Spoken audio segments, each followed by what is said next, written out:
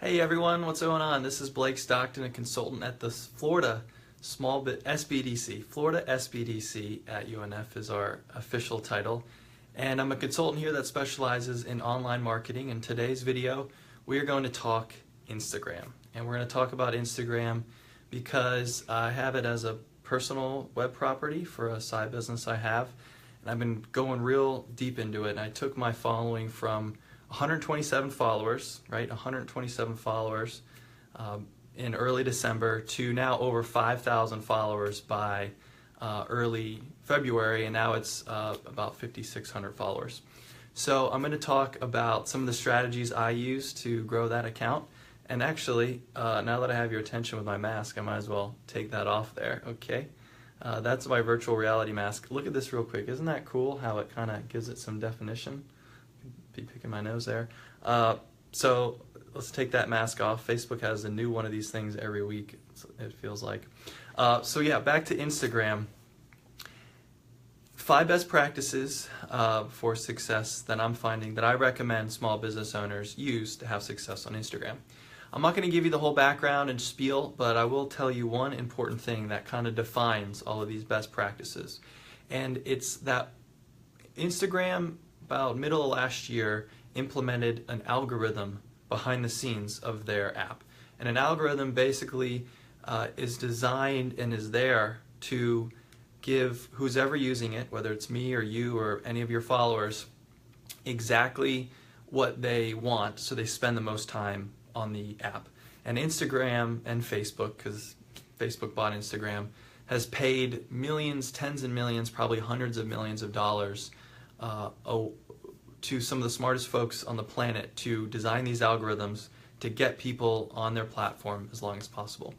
And why that's important as a business owner is that to take advantage of these algorithms so that people will actually see your posts if they follow you, you have to post good content that people will like, comment, and share, also called engage. So the key point to remember is that you have to get the engagement on your Instagram or Facebook. We're talking about Instagram in this particular video. You have to have that engagement, because if you don't, that algorithm is going to say none of your followers want to see your post, so we're not going to show it to anybody.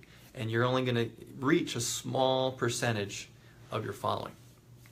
If your engagement rate is good, the algorithm will reward you, and they're going to say, not only will we show it to our own followers, we're going to promote it amongst other Instagram followers that we think are going to like your content. They will actually promote it to them through the Explore tab. And that's what makes Instagram a lot, I think, much more appealing than Facebook, and why you're seeing a lot of people move away from Facebook to Instagram.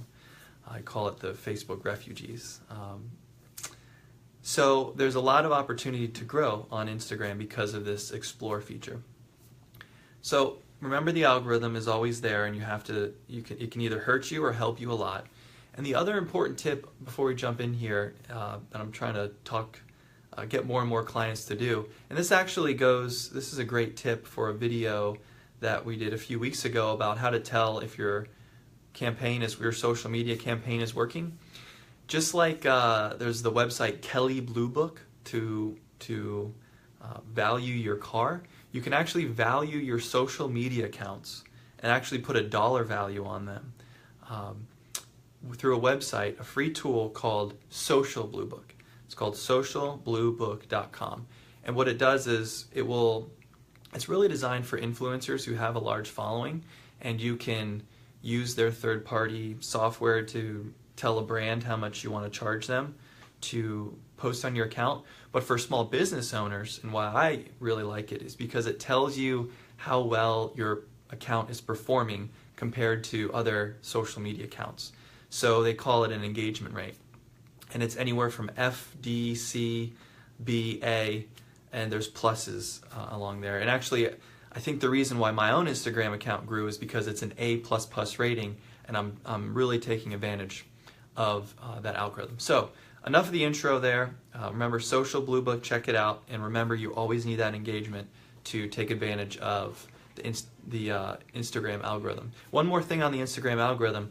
I had about 1,000 followers, but some of my posts got picked up and pushed through the Explore tab, and it was getting in front of 30, 40, 50,000 people with only 1,000 followers. So you can really grow your account quickly if your posts will get picked up.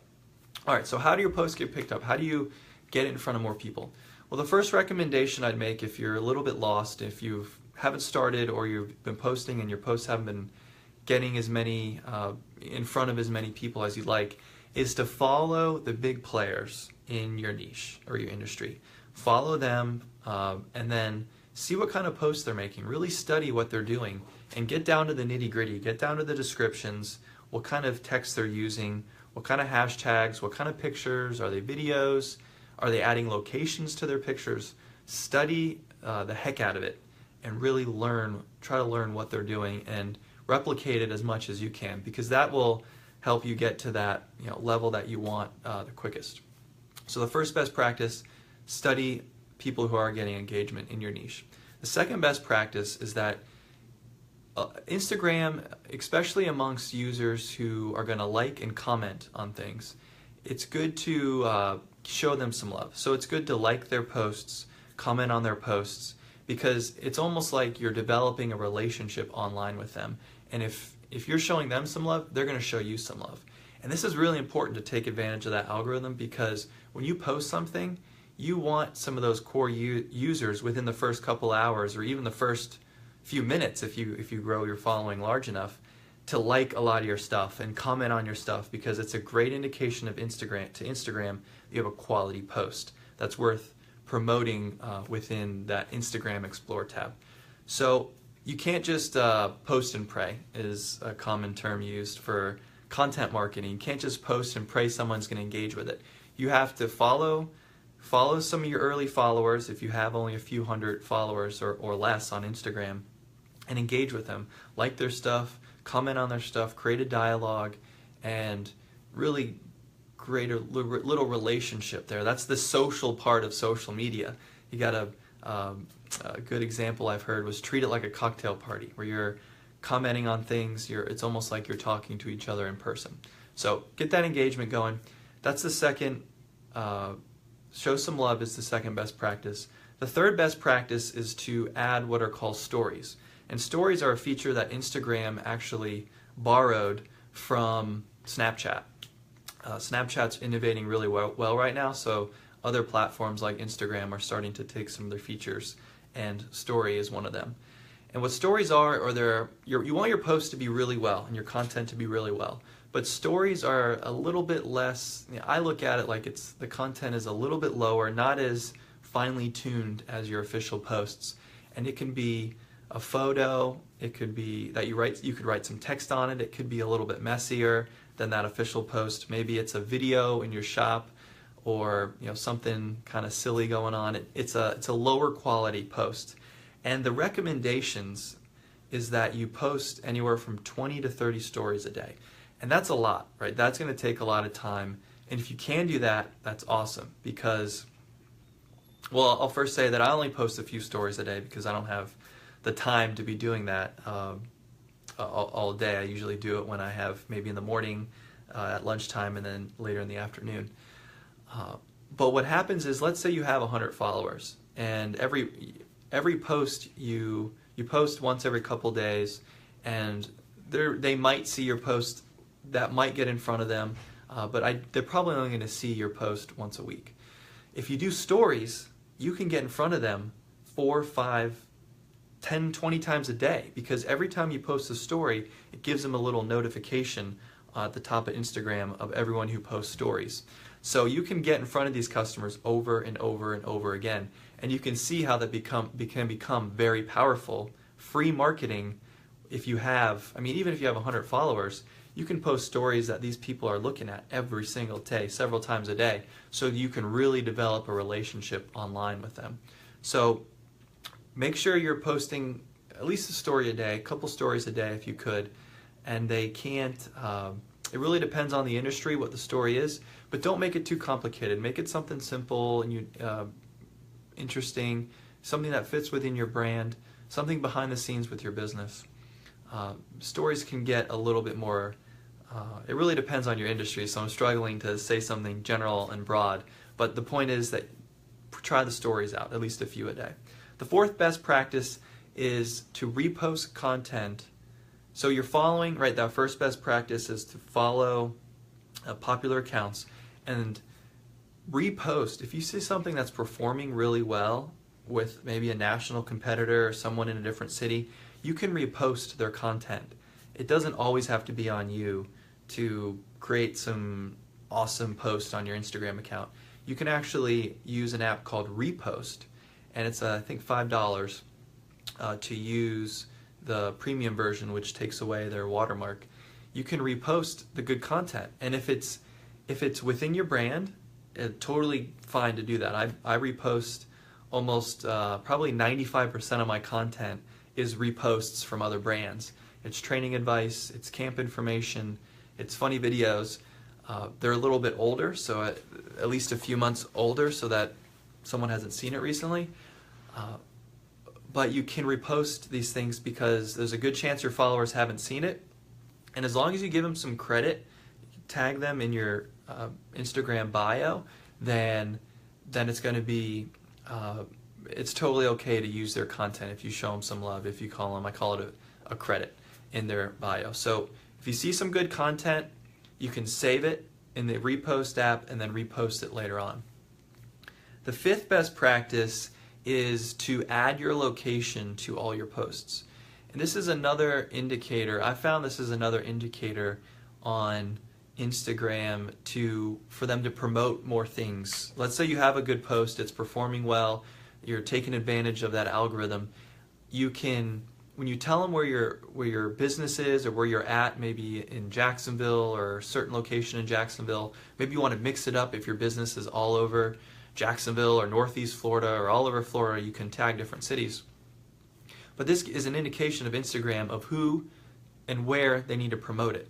So if you're a business, if you have a brick and mortar store in the Avondale area, you want to be tagging Avondale because there's a higher likelihood that Instagram will promote that post to other people in Avondale because they are, the social media accounts are following our every move and know where we are, unless you turn it off. So they know where all their followers are located and will push posts in that area. So that's the fifth recommendation or best practice, to add your location so you can tell Instagram exactly where you are. So that'll wrap up those 5 best practices, kind of recapping here. Check out Social Blue Book. If you sign up and try it out and connect your Instagram accounts, I'm really interested to see what your engagement levels are. So feel free to reach out in the comments, or we can set up an appointment at the SBDC at UNF to dive a little bit deeper in that. But it's socialbluebook.com. Quickly, the 5 best practices are to follow the popular accounts in your industry, learn from them. Second best practice is to engage with your followers. Don't just post, but comment and like on the people that are following you, especially early on, to build up some goodwill with your account so that they will like your stuff. The third best practice is to add stories. Add at least a couple a day. They don't have to be the fanciest posts. They can be pictures, short videos. You can write little messages. One other tip for the stories is that maybe you just want to write a quote or announce a deal going on with your store. You can actually put your camera on the table, take a picture of a black photo, write on the black photo, and then post it to your story. It's kind of a workaround there, so you don't have to have anything in the background of your photo and just make it kind of an announcement on your Instagram account. So that's the third best practice. The fourth one is to repost great content in your niche. Don't put the pressure on yourself all the time to post good things.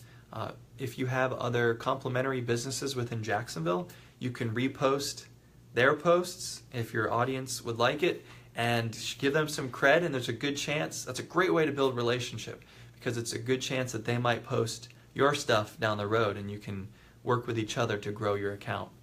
And the fifth best practice is to add your location to your post. Tell Instagram where you're located so they can boost your post within that area. That wraps up my 5 best practices for Instagram.